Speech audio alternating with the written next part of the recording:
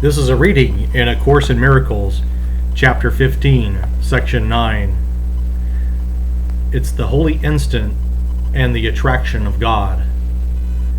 As the ego would limit your perception of your brothers to the body, so would the Holy Spirit release your vision and let you see the great rays shining from them, so unlimited that they reach out to God.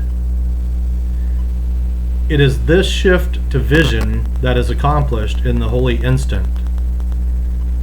Yet it is needful for you to learn just what this shift entails, so you will become willing to make it permanent.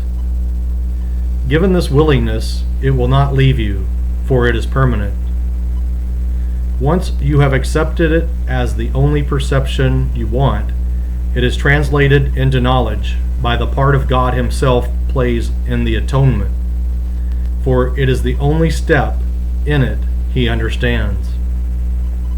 Therefore, in this there will be no delay when you are ready for it. God is ready now, but you are not. Our task is to continue as fast as possible the necessary process of looking straight at all the interference and seeing it exactly as it is. For it is impossible to recognize as wholly without gratification what you think you want. The body is the symbol of the ego, as the ego is the symbol of separation, and both are nothing more than attempts to limit communication and thereby to make it impossible. For communication must be unlimited in order to have meaning, and deprived of meaning, it will not satisfy you completely. Yet it remains the only means by which you can establish real relationships which have no limits, having been established by God. In the holy instant, where the great rays replace the body in awareness, the recognition of relationships without limits is given you. But in order to see this, it is necessary to give up every use the ego has for the body, and to accept the fact that the ego has no purpose you would share with it. For the ego would limit everyone to a body for its own purpose, and while you think it has a purpose, you will choose to utilize the means by which it tries to turn its purpose into accomplishment. This will never be accomplished, yet you have surely recognized that the ego, whose goals are altogether unattainable, will strive for them with all its might, and will do so with the strength that you have given it.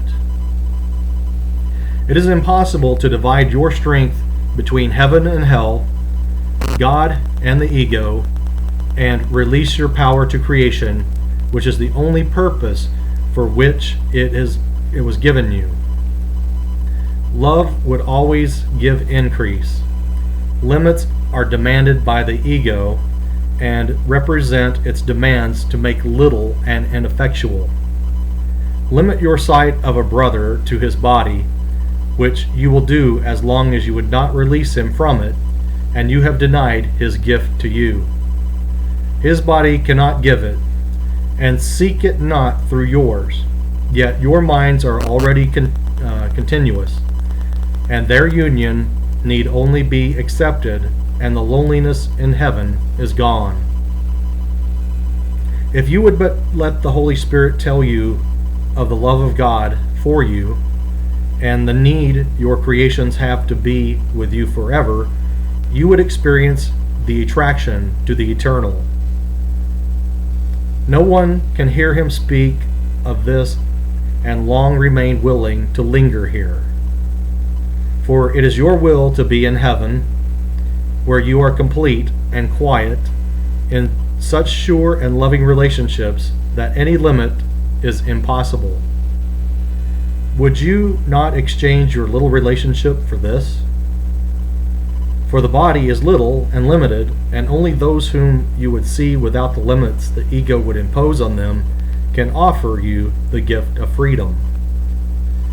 You have no completion of the limits you have placed on your perception, and no idea of all the loveliness that you could see. But this you must remember, the attraction of guilt opposes the attraction of God.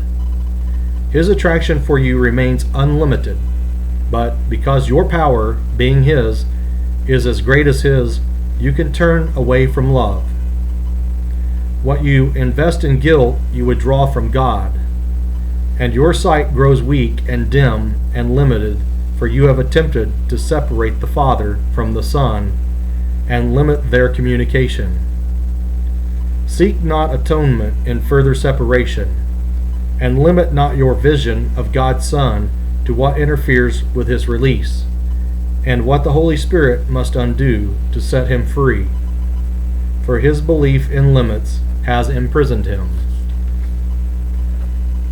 When the body ceases to attract you, and when you place no value on it as a means of getting anything, then there will be no interference in communication, and your thoughts will be as free as God's. As you let the Holy Spirit teach you how to use the body only for purposes of communication, and renounce its use for separation and attack, which the ego sees in it, you will learn you have no need of a body at all. In the holy instant, there are no bodies, and you experience only the attraction of God. Accepting it as undivided, you join Him wholly in an instant, for you would place no limits on your union with Him. The reality of this relationship becomes the only truth that you could ever want. All truth is here. That is the end of the reading of A Course in Miracles, Chapter 15, Section 9.